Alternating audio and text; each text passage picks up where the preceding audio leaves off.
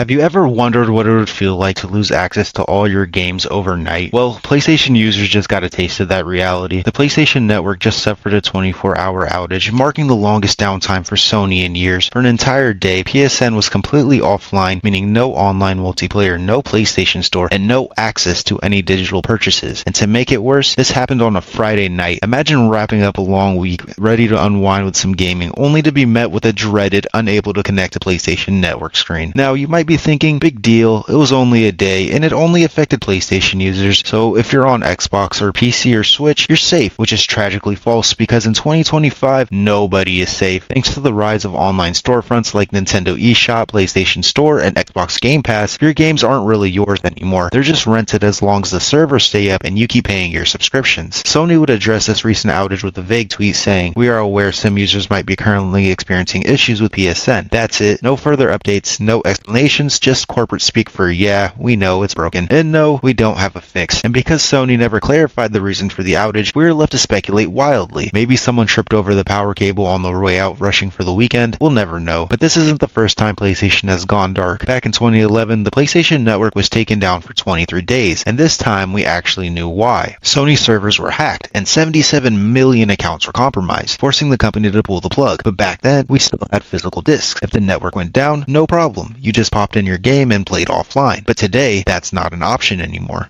This outage hit different because it's a wake-up call. Phasing out disk drives was a mistake. Sony's digital-only push means that not only do you not own your games, you can't even access them unless the internet says so. And it's not just a PlayStation problem. If Steam or Xbox Game Pass ever go offline, your digital library disappears just like that. But let's zoom for a second, because this isn't just about Sony. This is about every gaming company pushing us into a future where our consoles and games are no longer ours. You buy a console, you pay for Wi-Fi, you pay for the game, and then you have to pay again just to access online features. That's like buying an iPhone only for Apple to charge you a monthly fee just to connect to your own Wi-Fi. If that happened, people would riot, but in gaming, we've just accepted it. And because these restrictions are baked into the hardware itself, this outage didn't just stop people from playing online multiplayer, it completely locked them out from games they already paid for. Even free-to-play titles like Marvel Rivals were unplayable because no servers, no access. Of course, while PlayStation players were realizing their digital purchases mean nothing, Krispy Kreme saw an opportunity to troll Sony. They tweeted out, "Calling all gamers, this PlayStation still works. Grab a free original glazed donut today from 5 to 7 p.m. because sweet rewards don't need a server." As for an apology, Sony offered a 5-day PlayStation Plus trial, which sure covers the lost time, but doesn't really ease my concerns. Because today, it was just a server outage, but what about tomorrow? We've already seen companies shut down entire games, making them unplayable forever. As more games go digital only, we're losing something important: the ability to truly own anything. This PlayStation Network outage wasn't just an inconvenience, it was a warning, because if your console stops working the second a company flips a switch, then it was never really your console to begin with. Well, that's all I have for today. If you guys did enjoy the video, drop a like and let me know your thoughts in the comments. I appreciate you guys for sticking around to the end, and as always,